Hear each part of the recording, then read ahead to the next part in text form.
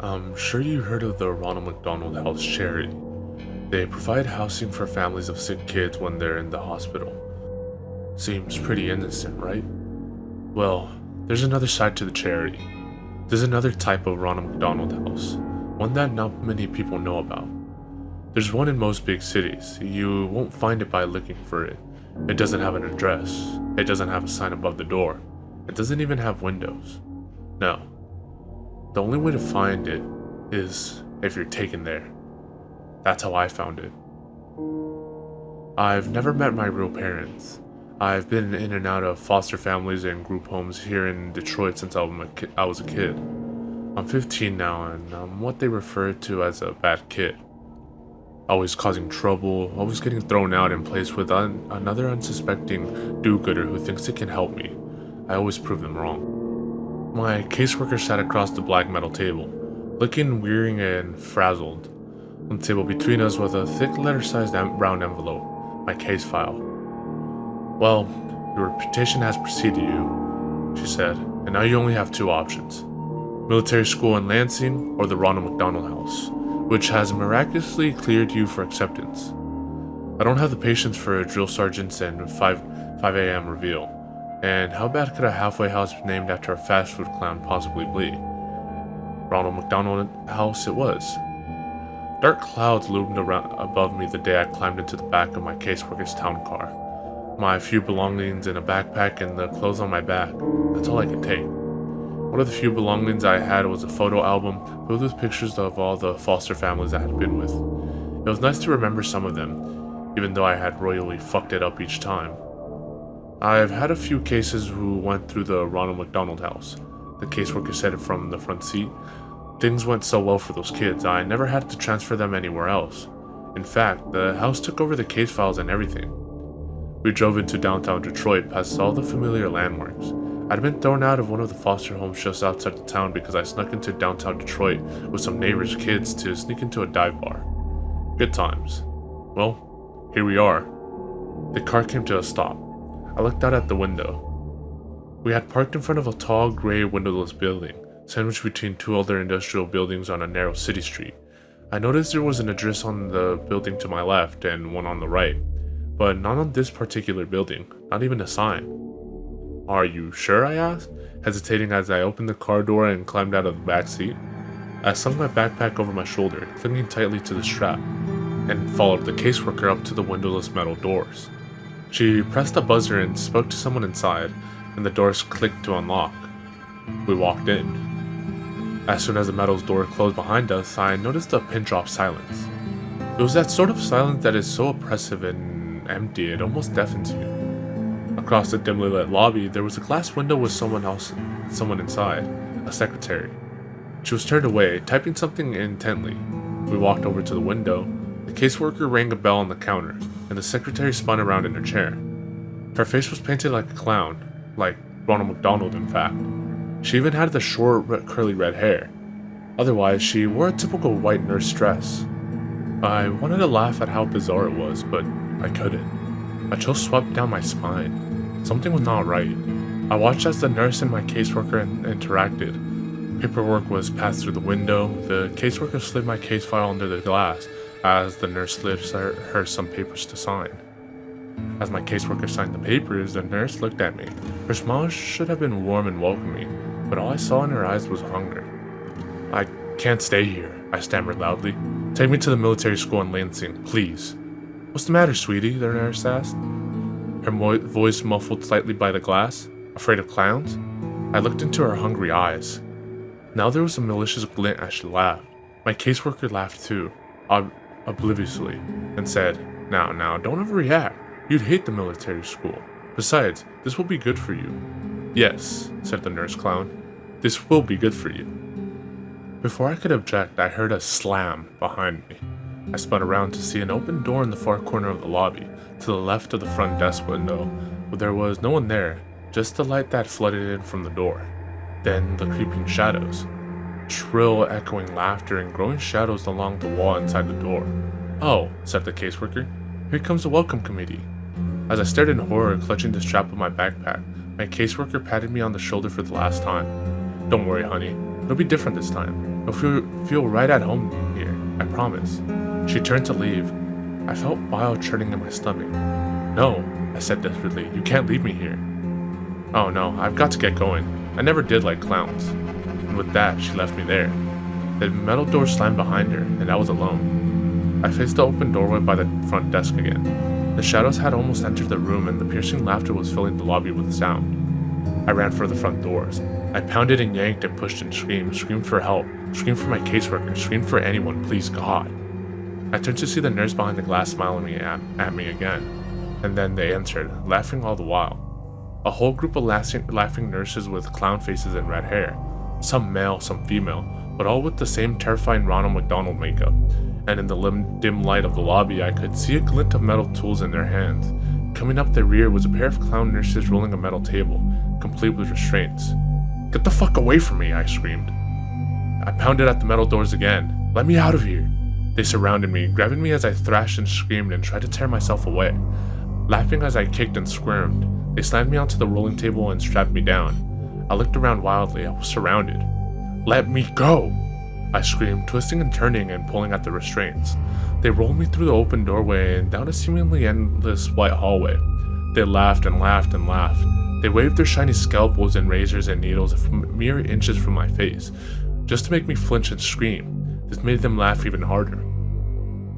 The last thing I remembered before one of them finally injected me was the hands. Gloved fingers prodding inside my mouth and pulling at the sides of my mouth, distorting my screams and forcing an unnatural grin onto my tear-streaked, sweaty face, hot rancid breath in my face, and the whispered, perverted voices speak the words, "We'd love to see you smile." Then as the maniacal laughter seemed to warp and wind down like a dying record player, everything faded to black.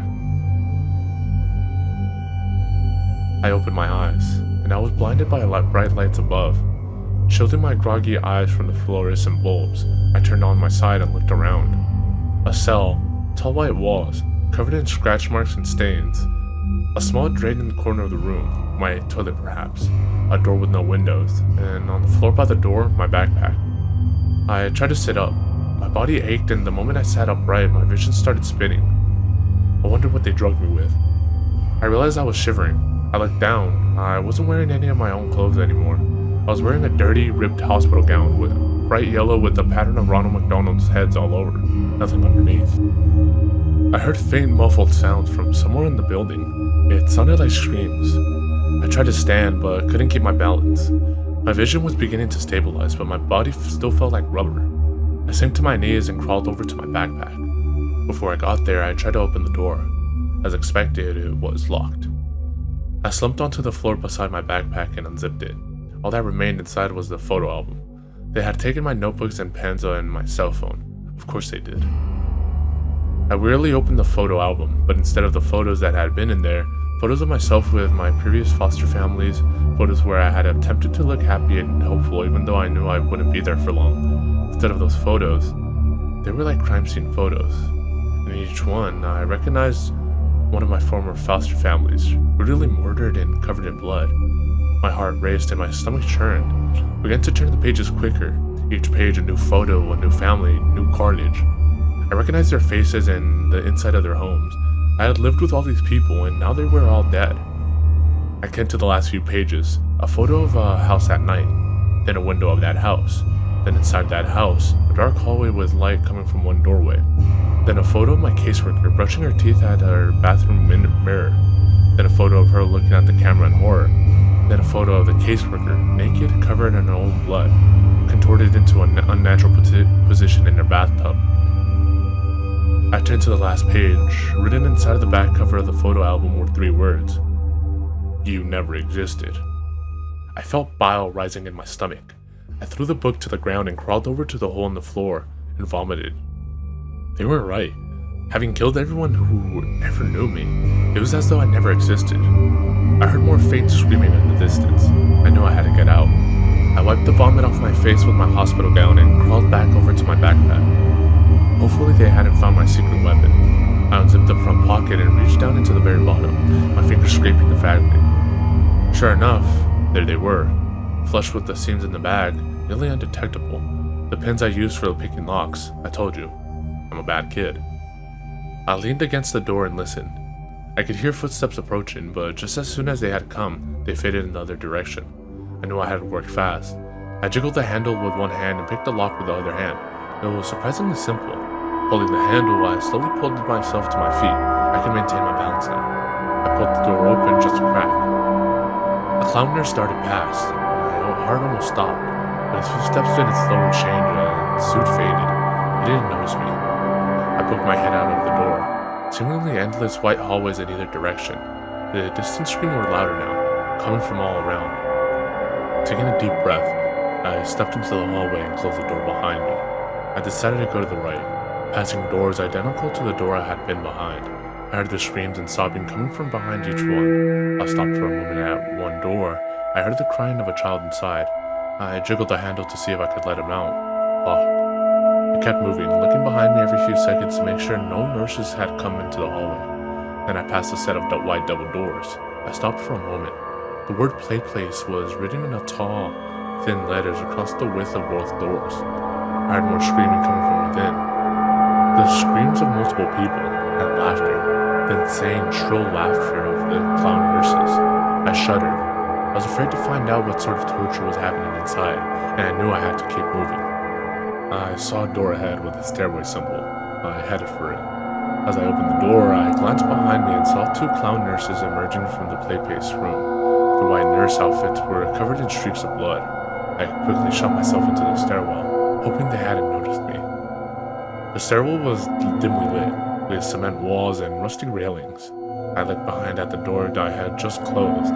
There was a red number 5 on the door, so I must be on the 5th floor. I decided I had to get to the ground level. Each footstep echoed as I began to descend the stairs. I couldn't hear the screaming anymore, just a low, deep humming sound, like pipes in the walls. It was a welcome respite. I finally came to the door numbered 1. The staircase seemed to descend a few floors lower, but I stopped here and slowly peeked through the door. More white hallways, no clown nurses to be seen. So far, so good. I stepped through the door and walked into the hallway. I noticed I couldn't hear any screaming on the floor, just the buzz of the fluorescent tube lights above. I came to the end of the hallway when another set of double doors.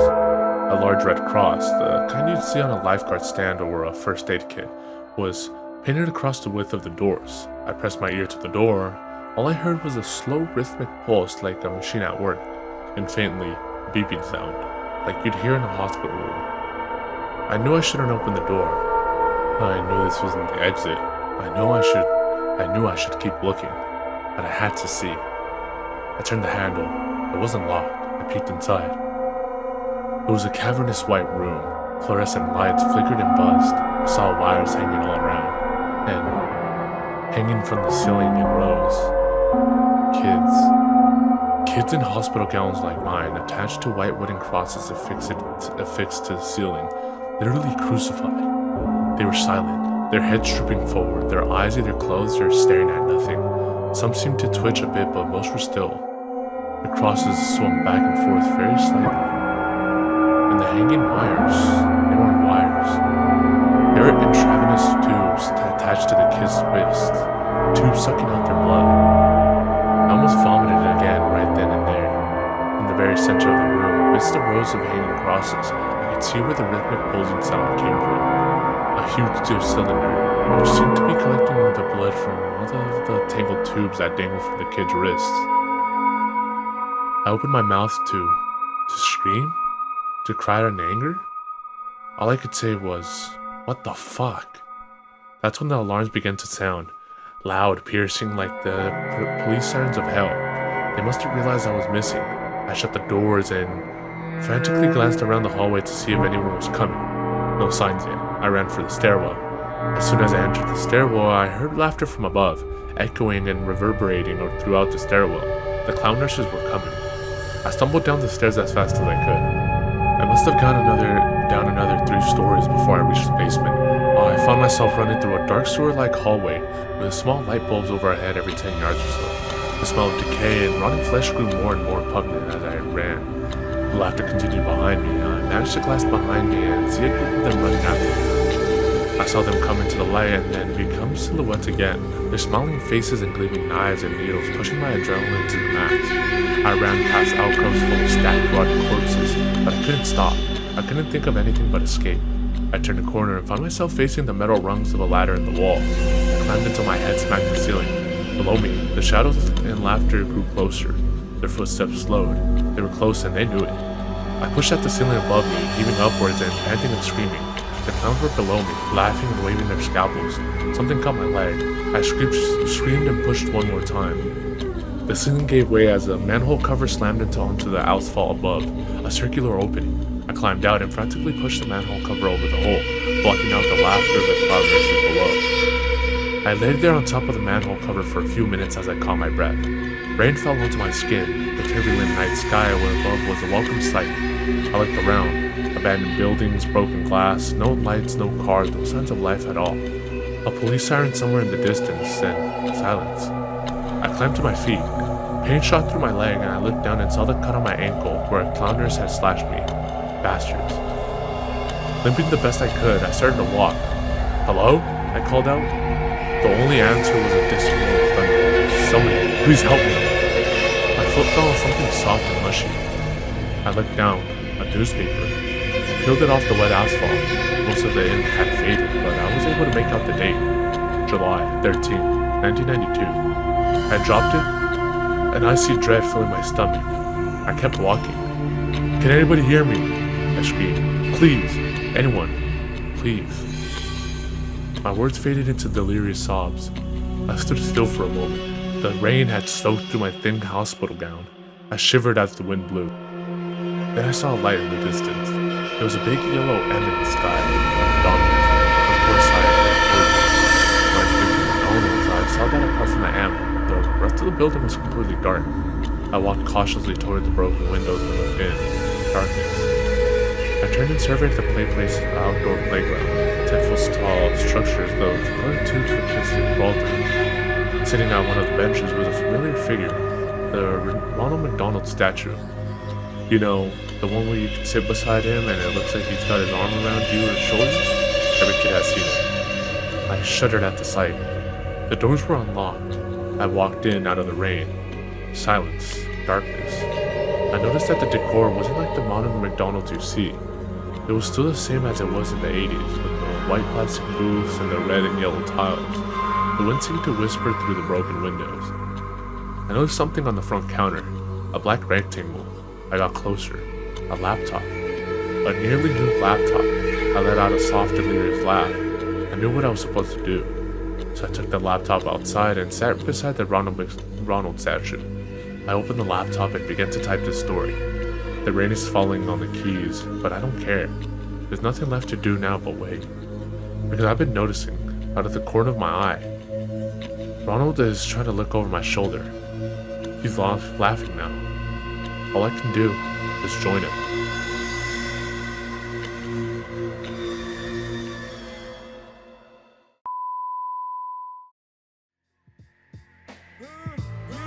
Big up to all my peoples. I done dug into my bag of tricks, came up with some different skits. Not your average mafia, I be on some different shit. You know I'm pimping shit that make you use your mind. So if you can fill in the blanks, do it when it's time. Come on. 1, 2, 3, 4, 5, 6, 7. Feel like I'm in hell, but I wish I wasn't. Yeah, you got it, now knock it while I rock it. I stick plugs in the socket and money in my. Yo, I get psychotic when you try to diss my staff. No props for your block, so